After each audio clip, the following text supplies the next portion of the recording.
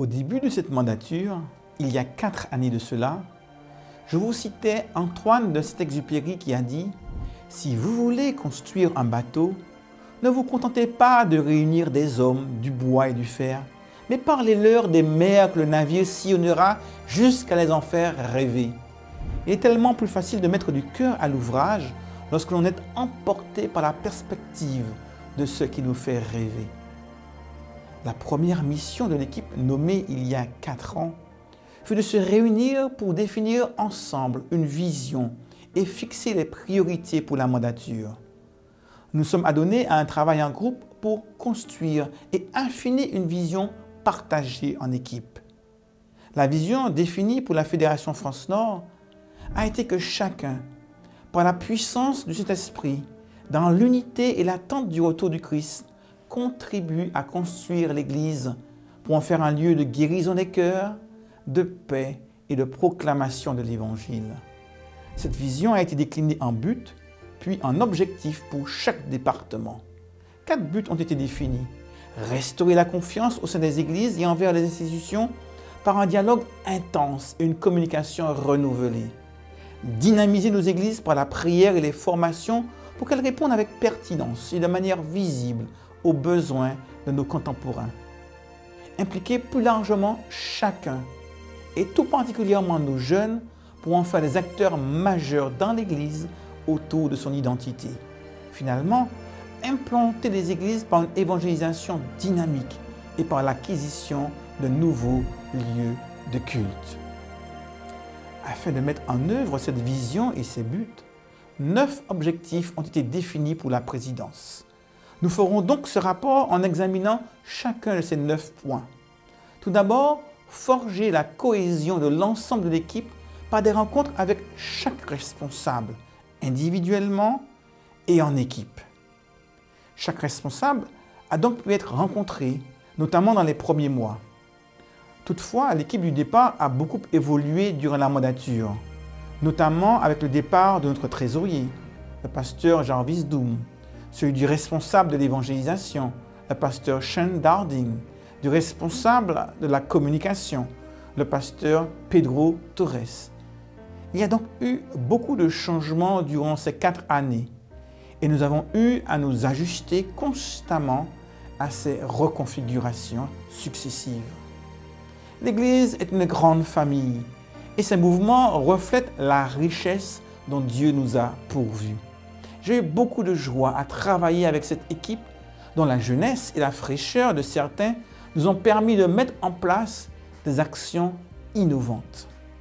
Notre deuxième objectif a été d'amener chaque département à réfléchir à des objectifs en lien avec la vision. C'est un exercice auquel nous n'étions pas tous habitués, mais qui nous a donné l'occasion de prendre du recul par rapport à ce que nous voulions pour l'Église durant cette mandature. Une phrase nous a guidés tout au long de la mandature. Construisons ensemble. Nous nous sommes mobilisés pour unir nos efforts dans ce désir de construire l'Église, avec de belles choses qui ont bien fonctionné et d'autres moins. Puis il a fallu mettre en place une stratégie de communication de cette vision et de ses objectifs. Un fascicule a été imprimé pour chaque membre afin de partager le plus largement possible la direction que nous voulions proposer à l'Église. Les responsables des départements ont pu y exposer leurs objectifs. Une vidéo a également pu être réalisée ainsi que des visuels. Nous voulons ici remercier toute l'équipe Espérance Média FFN pour leur engagement. De nombreuses vidéos ont été réalisées tout au long de la mandature pour communiquer par les différents moyens technologiques actuels, la vision et les objectifs définis. Une application pour smartphone a été réalisée pour être plus proche des membres adventistes FFN. Il n'est pas trop tard pour vous la télécharger si vous ne l'avez pas encore fait. Le site de la fédération a été revu et d'autres ont été créés pour la formation des membres et pour l'évangélisation. Implication totale d'une part et monespérance.fr. Notre monde évolue et l'Église doit s'approprier les modes de communication actuels pour répondre aux besoins de chacun. La crise sanitaire qui a frappé le monde en 2020 a rendu la communication numérique d'autant plus essentielle. Cette équipe a été très réactive pour proposer très rapidement, après l'annonce du premier confinement, une formation des techniques de vidéoconférence à tous nos pasteurs afin d'assurer la continuité de l'Église. Nous sommes maintenant présents sur les réseaux sociaux et notre chaîne YouTube a plus de 16 000 abonnés. La e-Church a pu commencer, notamment avec le suivi des personnes touchées par les visioconférences. Quatrième objectif. Quand on se donne ces objectifs, il faut pouvoir les évaluer. En début de mandature et à la fin de chaque année ecclésiale, l'équipe a été réunie pour faire un bilan de l'année écoulée et mettre en place un projet pour l'année suivante. La première année, 2017-2018, 80 actions en lien avec nos 4 buts avaient été proposées aux membres. C'était l'occasion pour chacun de prendre part activement et de manière personnelle à la construction de l'Église. Une liste de ces 80 actions se trouvait dans le fascicule remis à chaque membre. Plusieurs ont été sensibles à cette proposition. Mais en discutant avec les membres lors des visites, je me suis rendu compte que beaucoup ne se sentaient pas très concernés. La deuxième année, nous avons mis en place Espérance 2019. Cette expérience était l'occasion d'inciter toutes nos églises à vivre ensemble des campagnes d'évangélisation avec des prédicateurs venant de plusieurs pays. Le nombre de baptêmes a triplé, mais je retiendrai d'abord l'émulation et le désir de témoigner que cela a suscité chez chacun. La plupart de nos pasteurs ont tenu une campagne d'évangélisation. Ayant tenu une moi-même, je me suis rendu compte du privilège que Dieu nous fait en nous permettant de nous impliquer dans son œuvre et du bien que cela fait aux églises. La troisième année, nous avons mis en place un carnet de bord édité en 11 000 exemplaires pour chaque membre d'église. C'était l'occasion d'inciter chacun à relever un défi chaque semaine durant toute l'année pour rendre concret notre engagement religieux. Des vidéos ont été créées et l'application Adventiste FFN mise en place pour soutenir cette action. La dernière année était très spéciale à plus d'un titre. C'était l'année de la Covid et nos églises ont été fermées à plusieurs reprises.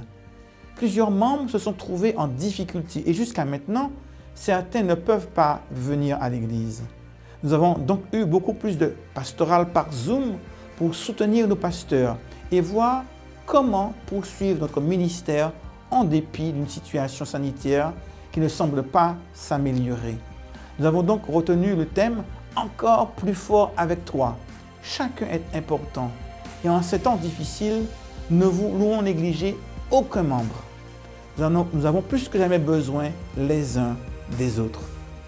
Le cinquième objectif consistait à aller à la rencontre des membres par une visite de toutes nos églises, sans exception, durant la mandature. Je me suis rendu dans une église différente presque chaque sabbat. Il m'a fallu 3 années et demie pour faire le tour de toutes nos communautés. Cela a été une vraie joie de rencontrer les membres, de partager des repas avec eux et de découvrir leur environnement religieux. C'était aussi l'occasion d'être à leur écoute. Le 6e objectif était la mise en place de rencontres Ma Vie fédérale, afin d'intensifier le dialogue avec les églises. La première année, nous avons eu 3 rencontres avec les membres venant de près de 50 églises différentes. Les autres années, nous avons eu une rencontre en début de chaque année ecclésiale. 2020 fait exception à cause de la situation sanitaire. C'était l'occasion de se ressourcer spirituellement et de présenter le projet de l'année. Les départements ont pu parler de leurs projets. Nous avions également des invités qui nous ont entretenus sur des thèmes en lien avec le projet de l'année. Le 7e objectif consistait à dynamiser les églises en créant des partenariats entre les églises, parrainage des petites communautés par les grandes. Nous avons invité chaque église à choisir de parrainer ou d'être parrainée. Ces parrainages ont été officialisés à l'occasion d'une rencontre Ma Vie fédérale. Toutes les petites églises ont eu un parrainage avec une église plus grande, notamment celles qui se situent en province. Nous avons eu l'occasion de rappeler ces parrainages à plusieurs reprises lors de nos déplacements et rencontres pastorales diverses. Mais je dois admettre que plusieurs églises ont été confrontées à certaines difficultés. La distance, les finances, les ressources humaines. Il faudrait réfléchir à d'autres manières de créer ces partenariats entre nos communautés. Huitièmement, afin de créer une dynamique au sein de la fédération, plusieurs rencontres fédérales ont pu être organisées. En 2018, il y a eu le grand rassemblement spirituel d'été d'une semaine du 20 au 29 août. Nous étions environ 550 participants avec plusieurs invités spéciaux.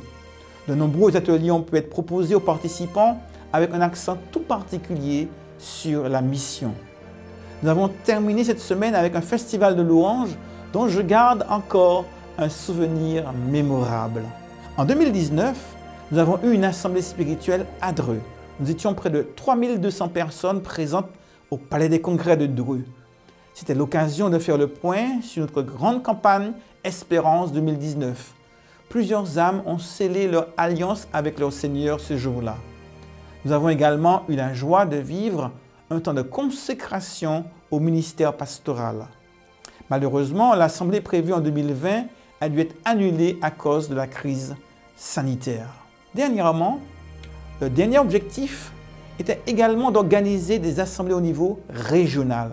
3 assemblées ont été organisées dans les régions. La première fut tenue à Colmar le 5 mai 2018 pour la région Est. La deuxième s'est tenue le 8 décembre 2018 à Nouan-le-Fuselier pour la région Centre.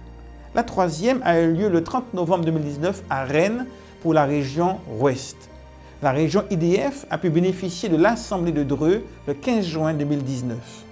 Malheureusement, l'Assemblée initialement prévue pour la région Nord en automne 2020 a dû être annulée à cause de la situation sanitaire. Toute l'équipe a eu beaucoup de joie de rencontrer nos frères et sœurs de toutes ces régions. Chacune d'elles est unique et reflète la diversité et la richesse de notre fédération. La mission est grande et l'œuvre est loin d'être terminée. Mais nous avons la conviction que c'est Dieu qui tient son Église et qui l'amènera jusqu'à la victoire finale avec ou sans Covid. Merci pour votre engagement, car l'implication de chacun est importante. Nous avons tous une part à prendre dans l'œuvre du Seigneur. Je voudrais donc terminer ce rapport en remerciant tous ceux et toutes celles qui se sont impliqués durant cette mandature à un niveau ou à un autre. La contribution de chacun a été appréciée, car rien n'aurait pu se faire sans la collaboration des uns et des autres. Même si l'équipe a beaucoup évolué à cause des appels, Dieu a toujours pris soin de son Église et suscité des hommes et des femmes pour remplir la mission. Nous voulons donc exprimer notre reconnaissance à Dieu pour sa présence sans faille à nos côtés durant cette mandature.